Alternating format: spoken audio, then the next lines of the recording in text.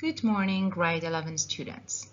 In today's lesson, we are going to have the third part of an advantages and disadvantages essay on your student book, page 153, module 10.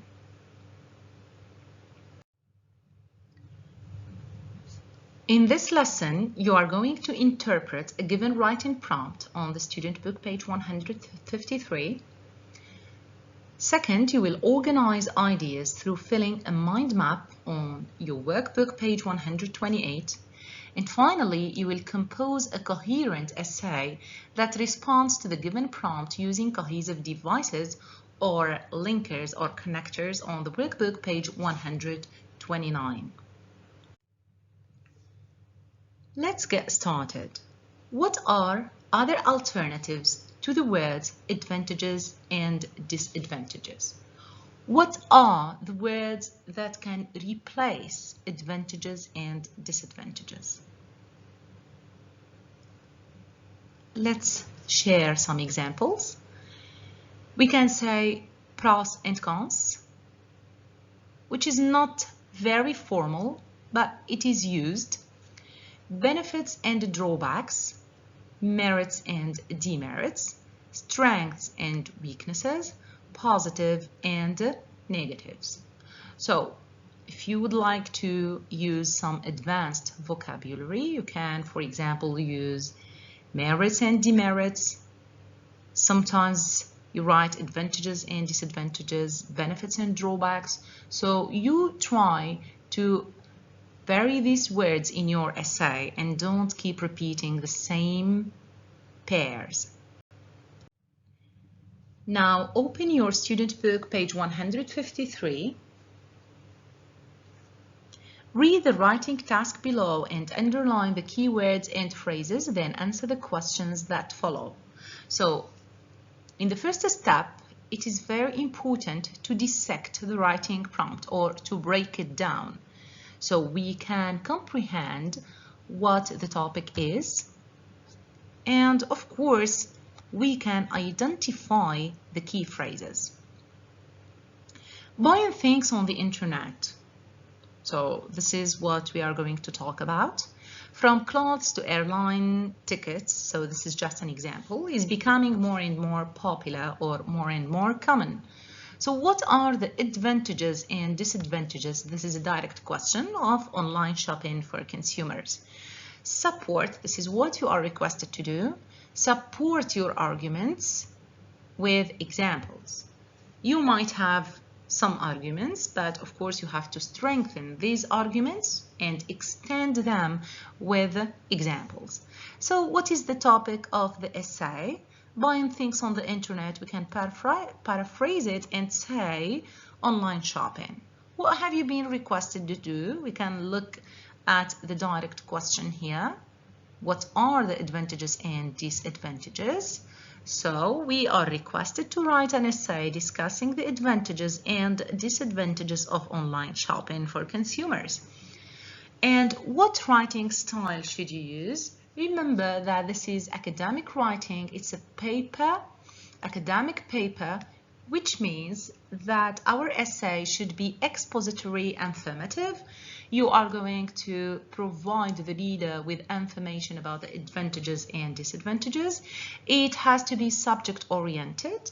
You have to talk about online shopping, to write about online shopping, formal and objective. Your writing should be formal and neutral, objective. Exercise E.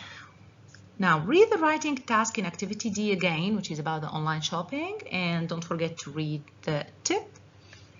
Then go to the workbook, page 128, 130 to plan and write your essay. Alright, so I'm going to go through some tips here. Don't forget to use a variety of print and digital resources to find information on the topic. If you are not sure about the topic that you will write about in the exam, I would recommend that you choose a variety of topics and Google the advantages and disadvantages. Of course, never ever learn ready-made paragraphs and text by heart, because by the end you need to write about the topic and not off topic. But at least you can brainstorm ideas and gather information about advantages and disadvantages. Create a mind map. It means you have to plan your writing. Don't forget, an effective introduction is important or well organized. And of course, use one of the outlines features in this module. We are going to choose only one outline.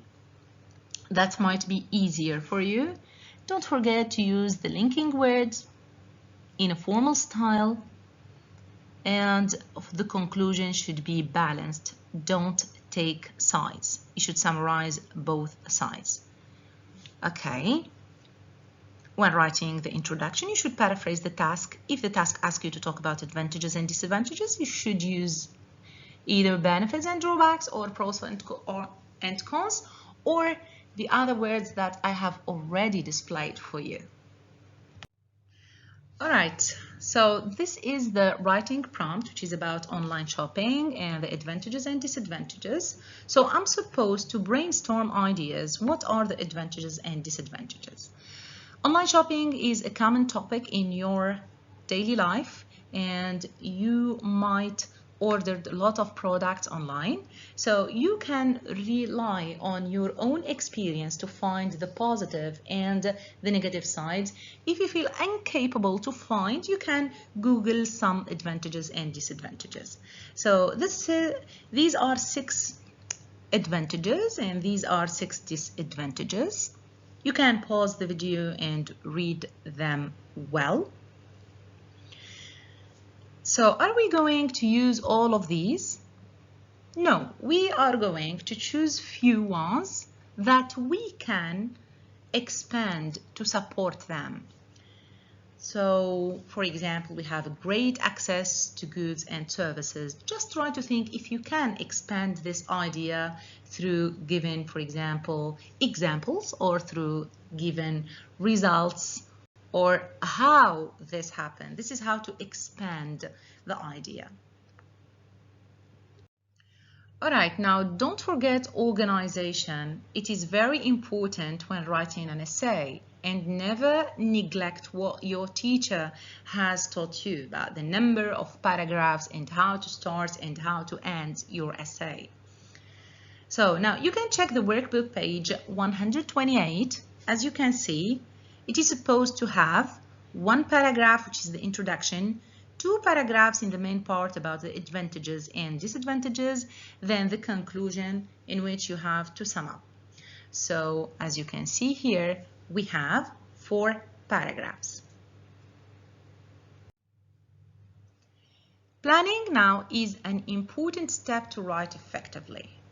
You have to plan your ideas before writing, which is a very important step. As you can see, we have 2 outlines, the outline 1 and the outline 2. So in the outline 1, and this is the one that we are going to choose, you are going to list paragraph for the advantages and another paragraph for the disadvantages. So what is the topic of the essay? Online shopping has both advantages and disadvantages. Now, the outline number 1, and this is what we are going to choose. What are the advantages? So we can go back to the list that we prepared and we choose only 3. We can say that we have a greater access to products, it is more convenient, and the products are cheaper. But of course, each point has to be explained, okay, or illustrated with examples. How greater access? Products that are not available in local store, we can get them, of course, online. More convenient, how is that? No need to drive to go to shopping centers. You can get everything from your home. And cheaper products, we can explain that online sellers do not have to spend on stores or on retail spaces. Now, paragraph number 2, what are the disadvantages? We can use also only 3 from the list. Poor quality products cannot be verified, wrong size, and personal data can be at risk. Please remember that the planning is not going to be marked. This is for you. You just need to organize and make connections between ideas. Now, how to explain each point? Difficult to return or refund the poor quality products. Now, wrong size. Of course, when you order online, you are unable to try clothes, for example, or shoes. Personal data can be at risk. Of course, this can lead to identity theft.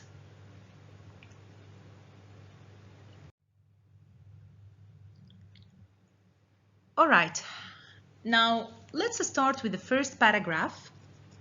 How to write a well-organized introduction. Don't forget this diagram. We have to start with a broad general statement, then a statement that identifies the problem, then a thesis statement, which is very important, of course, to tell the reader what you are going to discuss. Now let's select the phrases that can be used as introductory ones. However, in the recent years, nowadays, the topic has become more and more popular, for example, online shopping. On the other hand, what do you think? Okay. The phrases are the following. In the recent years, you can start like this, or recently, nowadays, and of course, the topic that becomes more and more popular. Highlight the broad general statement in blue, the problem or the controversy in red, and the thesis statement in green. So this is a jumbled introduction. Can you find the broad general statement? As the internet has become more a part of our daily life, its uses have greatly increased. One such use is online shopping, which has become a booming industry with increasingly more products being made available online. The problem now? This increased availability and abundance of shopping opportunities has, however, given rise to a heated debate about its impact on consumers. And the thesis statement: to truly understand the impact of online shopping, we need to look into both advantages and disadvantages. So as you can see here, the thesis statement tells the reader what the essay is going to be about. So as you can see, this is the first sentence, second, third, and fourth, and here we have the introduction. You can pause the video to write down on your workbook.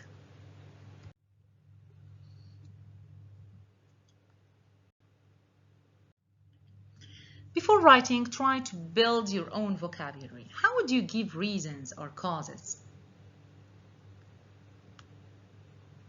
Here are some words. How do I express results?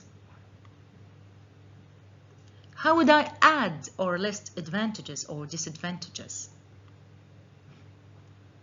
How do you express contrast? How do you say but in a formal way? How would I give examples? How would I clarify or explain a point? You can take notes because these words are very important for your essay. Now, how would you start paragraph number 2, which is about the advantages? As you can see, you need to start with introductory linker, which is optional, topic sentence, advantages, then explain each one, each advantage with supporting details. Now, here is a suggested answer. We are going to highlight the linkers and underline the advantages. On the first hand, in the first place, additionally, lastly. So as you can see, we have 3 advantages, and here are the advantages. The rest is how to expand and support the argument. How would you start paragraph number 3? Because you are going here to talk about disadvantages.